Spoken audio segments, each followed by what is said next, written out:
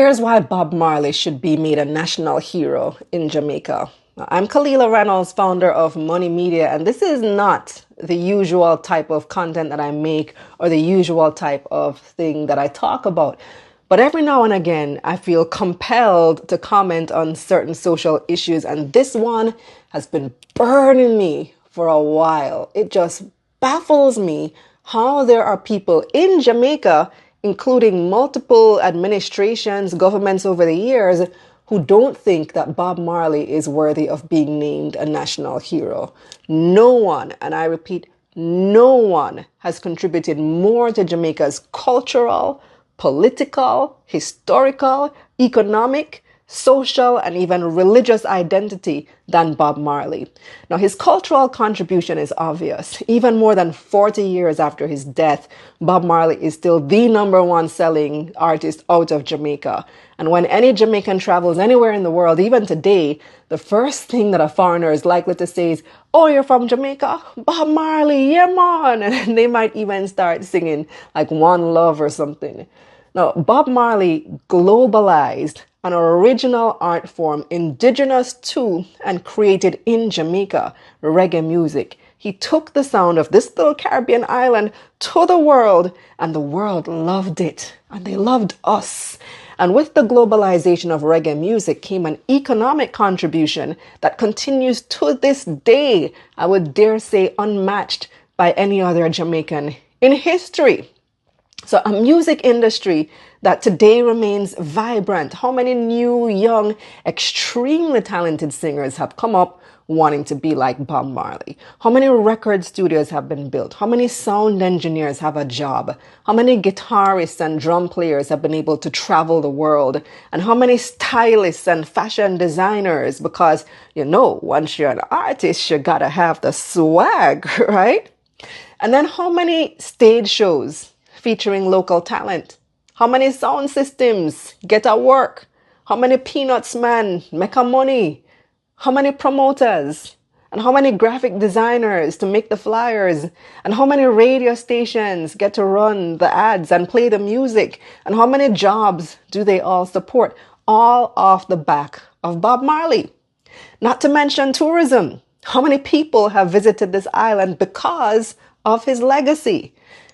And then there's his social and political contribution.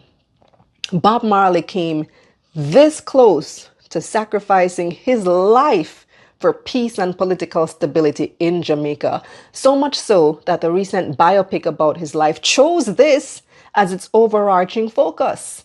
Bob promoted peace during the most violent and politically turbulent period in this country's history, famously holding up the hands of the two rival political leaders at the One Love concert just days after an assassination attempt on his life.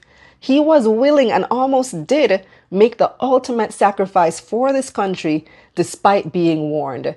And yet there are people who say that this is not heroic. He's not a national hero.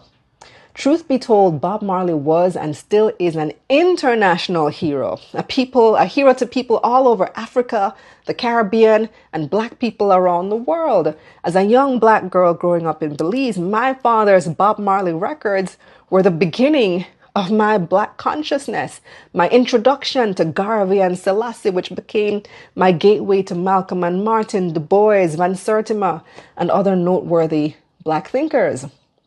Marcus Garvey was the one who said, "Emancipate yourself from mental slavery.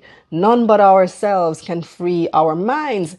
But most of us today only know those words because Bob Marley put them to music in Redemption Song. And I venture to say that those words have had a profound impact on almost every Black person and every oppressed person who has ever heard them. Those words have given us courage and compelled generations of people to educate ourselves. Yet there are people who do not believe this is heroic. Bob Marley globalized an entire religion that originated in Jamaica.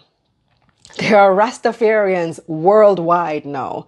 And whether or not you agree with the principles of Rastafarianism, who else can say that they popularized an entire religion? I mean, in history, There are only a few figures who stand out.